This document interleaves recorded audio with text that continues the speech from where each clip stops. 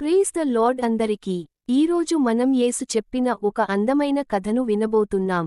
తప్పిపోయిన గొర్రెపిల్ల కథ. ఒకప్పుడు ఒక మంచి కాపరి ఉన్నాడు. అతని దగ్గర 100 గొర్రెలు ఉండేవి. అతను వాటిని ఎంతో ప్రేమగా చూసుకునేవాడు.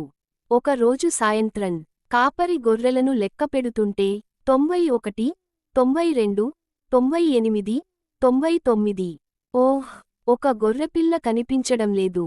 అతను చాలా ఆందోళనపడ్డాడు. 99 గొర్రెలు ఉన్నా తప్పిపోయిన ఆ ఒక్క గొర్రెపిల్ల గురించే అతనికి బాధ. కాపరి వెంటనే పర్వతాలు, లోయలు, గడ్డి పొదలు అన్నిటిలో ఆ గొర్రెపిల్లను వెతుకుతూ తిరిగాడు. చీకటి పడుతోంది. గాలి వేగంగా వీచుతోంది. కాని అతను ఆగలేదు. ఎట్టకేలకు ఒక రాయి వెనకాల చిన్న గొర్రెపిల్ల భయంతో వణుకుతూ కనిపించింది. కాపరి ఆనందంతో దాన్ని ఎత్తుకుని తన భుజాలపై పెట్టుకుని ఇంటికి తీసుకువచ్చాడు. ఇంటికి వచ్చిన తర్వాత కాపరి తన స్నేహితులను పిలిచి చెప్పాడు, తప్పిపోయిన నా గొర్రెపిల్ల దొరికింది.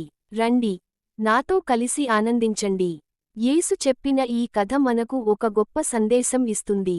ఎవరైనా తప్పు చేస్తూ దేవుని నుండి దూరమవుతుంటే, తిరిగి మంచి మార్గంలోకి వస్తే పరలోకమంతా ఆనందంతో నిండిపోతుంది. మీకు ఈ కథ నచ్చితే లైక్, షేర్, సబ్స్క్రైబ్ చేయండి.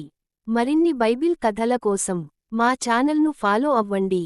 Praise the lord.